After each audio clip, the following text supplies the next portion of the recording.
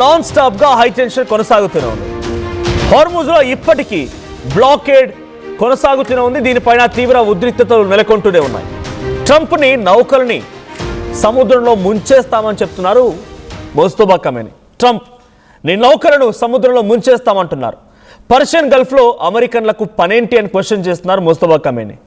Hormuz పై తమ నియంత్రణ కొనసాగుతుందన్నారు ముస్తఫా. ఇక పిచ్చి వేషాలు వేస్తే అన్ని పేల్చి పడేస్తామంటున్నారు. యురేనియం శుద్ధిని ఆపే ప్రసక్తే లేదంటున్నారు Iranian supreme leader Mustafa Khamenei. ఇక ట్రంప్ దారికొస్తే హార్ముజ్ తెరుస్తామని ఖమేనీ అంటున్నారు. హార్ముజ్ తెరవడానికి ట్రంప్ మరో ప్రతిపాదన కూడా పెట్టారు. ఇప్పటికైనా ఇరాన్ తమ మాట వినాలి, లేదంటే టెహరాన్లో భారీ మూల్యం చెల్లించుకోక తప్పదని ట్రంప్ వార్నింగ్ ఇస్తున్నారు. ఇప్పటి వరకు తనలో మంచోడిని మాత్రమే చూశారు, ఇకపై తాను ఎంత బ్యాడ్ బాయ్ అనేది మీరే చూస్తారంటున్నారు ట్రంప్. ఈ లోకానికి దేవుడు ఒక్కడే, ఈ ప్రపంచానికి మంచోడు ఒక్కడే, అది నేనే అంటున్నాడు ట్రంప్. నాకు తిక్కరేగితే ఇరాన్ క్షణంలో బూడిద చేస్తానని ట్రంప్ అంటూ ఉంటే, తిక్కగా మాట్లాడితే నౌకల్ని పేల్చేస్తామని ఖమేనీ అంటున్నాడు. ఈ వారు కొనసాగుతోంది. నేను తోప్ సింగ్ అంటే లేదు నేనే తోపుతురం కానని ఇంకోరన్నట్టుగా మారిపోతుంది. ఒకరిపై ఒకరు లెక్క. యుద్ధం ఆపడానికి ప్రయత్నాలు జరగాల్సింది పోయి, యుద్ధం ఆగడానికి ఇస్లామాబాద్ వేదికగానో ఇంకో దగ్గర యుద్ధానికి చర్చలు జరుగుతూ ఉంటే ఆ చర్చలకి ముందడుగు వేసి యుద్ధాన్ని నిలిపివేయాల్సింది పోయి ఇష్టం వచ్చినట్టుగా ఒకరిపై ఒకరు వార్నింగ్లు ఇచ్చుకుంటున్నారు. ఇక్కడ ద మోస్ట్ డేంజరస్ పర్సన్ ఎవరైనా ఉన్నారంటే డొనాల్డ్ ట్రంపే. యుద్ధాన్ని ఆపుతానని చెప్పేది ఆయనే, యుద్ధానికి ముగింపు పలుకుతానని చెప్పేది ఆయనే, యుద్ధం ఆపకుండా మళ్ళీ పిచ్చి వేషాలు వేసేది కూడా ఆయనే. ఇక నేను పిచ్చి వేషాలను మాట్లాడుతున్నా ఎలా అంటే బ్లాకేడ్ అని చెప్పి ఆయన కొనసాగించడం. డెఫినెట్గా హార్ముజ్ అది ఇరాన్కి సంబంధించింది, ఓమన్కి సంబంధించిన స్ట్రైట్ ఆఫ్ హార్ముజ్ అది. సో ఆ జలసంధి దాంట్లో అమెరికా ప్రమేయం ఏంటి? అమెరికా ఎందుకు వచ్చి అక్కడ బ్లాక్ చేయాలి? అమెరికా అదొక అగ్రరాజ్యం అయిపోయి కొంత ఆర్థికంగా బాగుండి, టెక్నాలజీలా బాగుండి, ఫైనాన్షియల్గా బాగుంటే వచ్చి ఎక్కడ పడితే అక్కడ ఏలు పెట్టొచ్చా? ఎక్కడ పడితే అక్కడ కాలు పెట్టొచ్చా?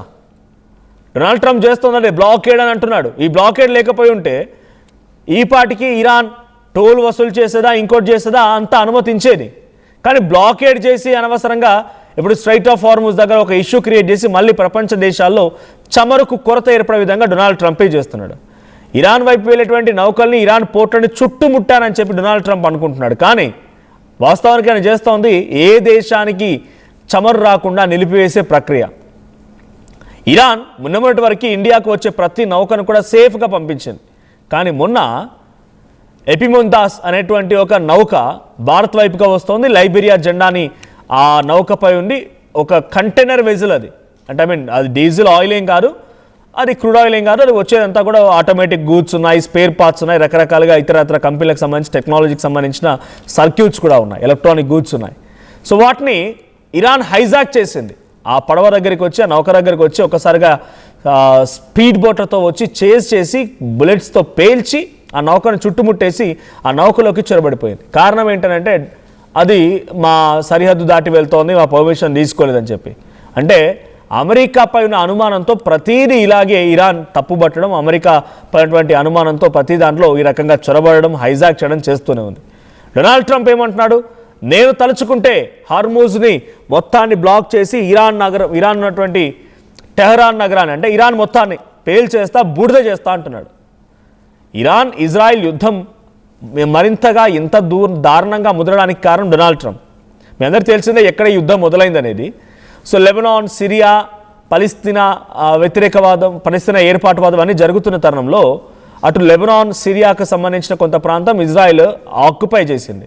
అయితే అక్కడ లెబనాన్స్ మళ్ళీ వచ్చి హౌతీలు కానీ, హమాస్, హెజ్బుల్లా వ్యవస్థలు కానీ అక్కడ మళ్ళీ తిరిగి ఏర్పాటు చేసుకునేందుకు ప్రయత్నం చేస్తూ ఉంటే ఇజ్రాయెల్ ఆ వ్యవస్థలపై దాడి చేస్తుంటే బ్యాక్ ఎండ్ నుంచి ఇరాన్ వారికి మద్దతుగా నిలబడి ఫైనాన్షియల్గా సపోర్ట్ ఇచ్చిందట.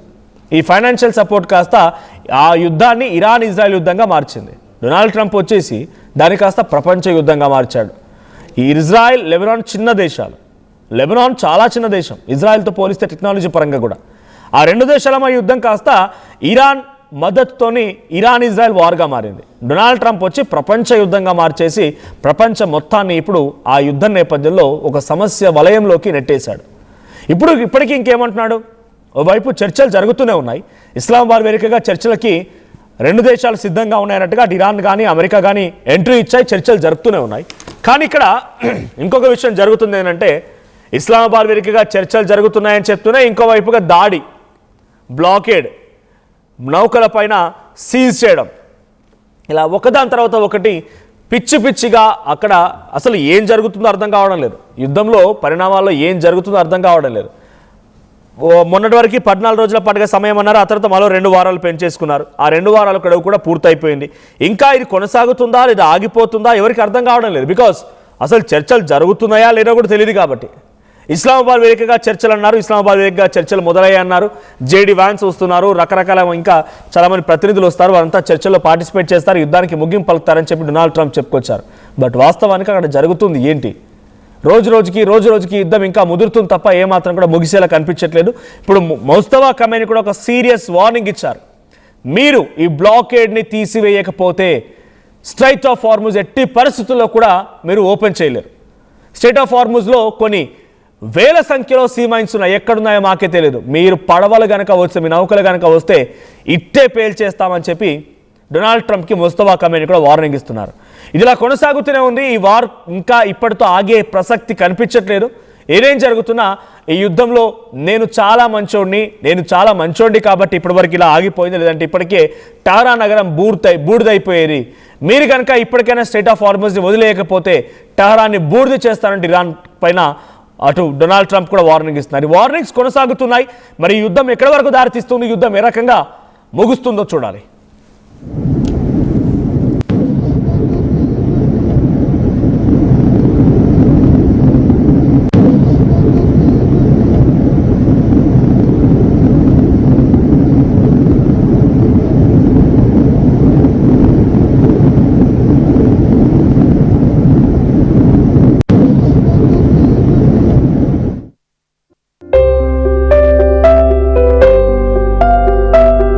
చిన్న చిన్న ఆనందాలు 35 ఏళ్లుగా నా జీవితంలో లేవు. 35 ఏళ్లుగా నేను డైపర్లలో బ్రతికాను. 6 సెంటీమీటర్ల ఫిస్టులా నా మూత్రాశయంలో లీకు కారణమైంది. ఎవరూ నాకు సహాయం చేయలేకపోయారు. ఏఐఎన్యూలో వైద్యులను కలిసే వరకు అక్కడ వారు రోబోటిక్ శస్త్రచికిత్సతో నాకు పరిష్కారం ఇచ్చారు. వారు నా ఆత్మవిశ్వాసాన్ని కూడా తిరిగిచ్చారు. Precision care makes it possible.